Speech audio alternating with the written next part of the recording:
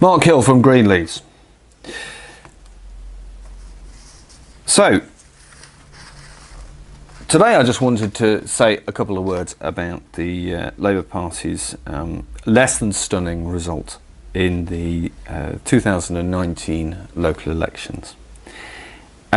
This is quite serious for a party that is aiming to become the replacement government to a Conservative government that is clearly in trouble. It just seems to me that 28% of the popular vote is really just not enough to be making a proper challenge to the Conservatives.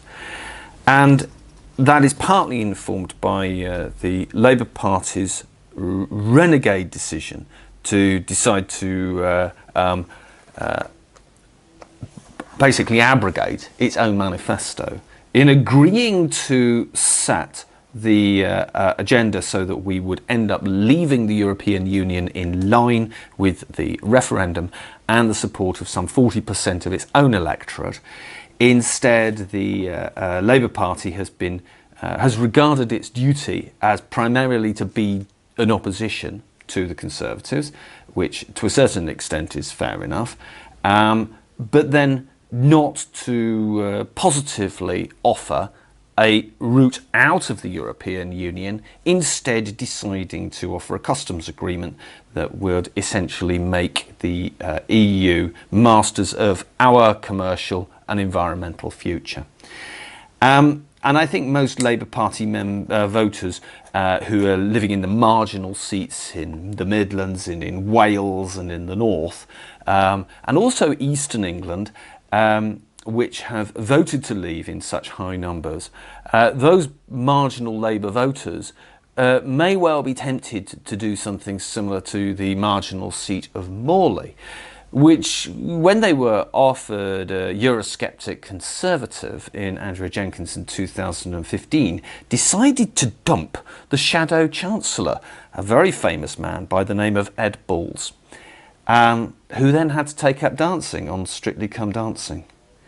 Now, it could have been that the Labour Party could have decided to go for something clean and actually back that element, the renegade element inside the Conservative Party, that would have then overturned the government.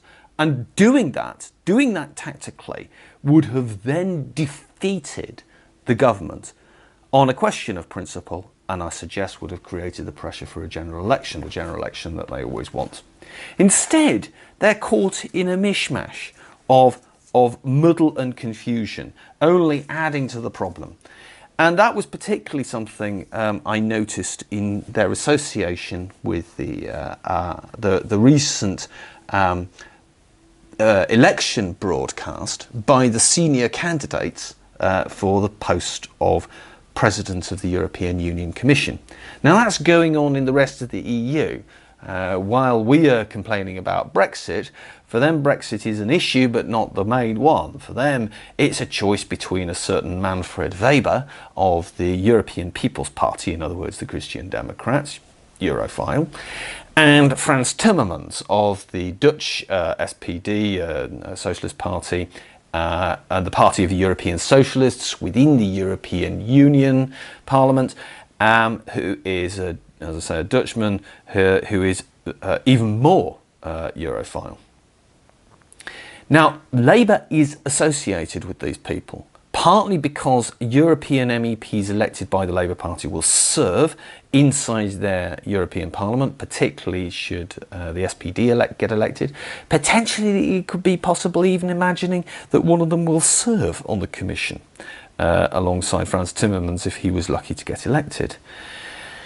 Some of the things that the SPD, some of the things that the Party of European Socialists are calling for are really not a very good idea. I mean, one of them is a minimum wage for the whole of Europe. Now, that sounds superficially like a very good idea, but the problem is that a minimum wage which is set simultaneously for the benefit of rich economies such as Germany and France, and also poor economies such as those in Central Europe, Greece and so runs the risk of either being jobs destroying in the poorer parts of the European Union, or livelihood destroying in the case of Germany. And we see that problem in microcosm here within the UK. A minimum wage that is insufficient to live on in London it's not great, but it does work in certain of the cheaper parts of the UK. So it simultaneously has the ability to destroy or at least damage employment outside the capital, and also provide insufficient income inside the capital. It means that essentially it allows the capital to suck in labour at a cheaper rate than they should be paying here in London, here in the UK, between the provinces and London. So a minimum wage across the whole of the European Union would only magnify those problems. Worse still is the idea of the European Union defence pillar, they're calling it. Frans Timmermans particularly enthusiastic about that.